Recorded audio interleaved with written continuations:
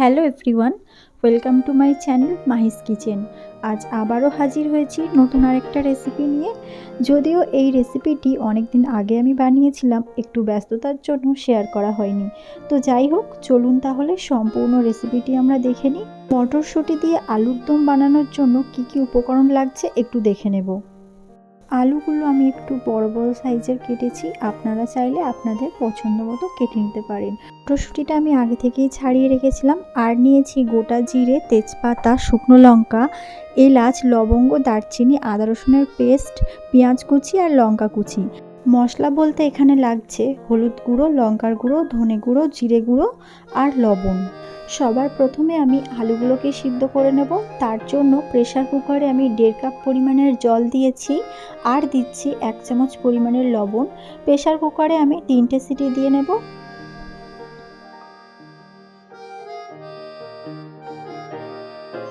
এবার একটা কড়াতে তেল গরম করে নিচ্ছি।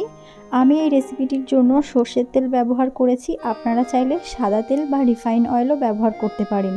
তেলটা ভালো মতো গরম হলে এক এক করে গোটা জিরে, তেজপাতা, শুকনো লঙ্কা, এলাচ, লবঙ্গ আর দারচিনি তেলের মধ্যে দিয়ে দেবো। ফোড়ন থেকে সুন্দর স্মেল ছাড়লে আমি এর মধ্যে দিয়ে দিচ্ছি পেঁয়াজ কুচি আর লঙ্কা কুচি।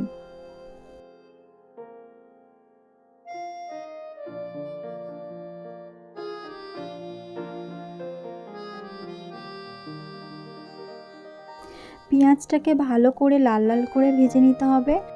আমি এর মধ্যে রসুনের পেস্টটাও দিয়ে দিয়েছিলাম একসাথে। এবার এক এক করে সমস্ত গুঁড়ো মশলা এর মধ্যে দিয়ে দিচ্ছি।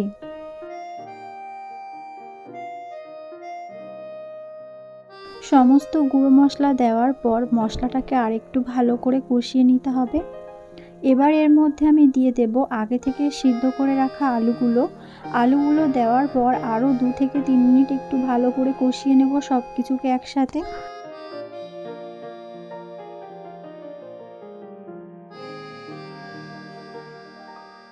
1 টেবিল চামচ পরিমাণের আদা বাটা দিয়ে দিচ্ছি। আদাটা আগে দিইনি, তার কারণ আদাটা যদি আগে দিতাম তাহলে সেটা কড়ার সাথে ধরে যেত।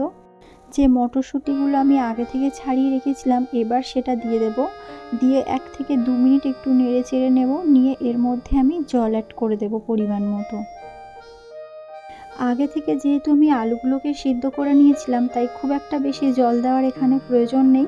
আমি এখানে 2 কাপ পরিমাণের জল দিয়েছি, আপনারা আপনাদের পরিমাণ মতো দিয়ে দেবেন।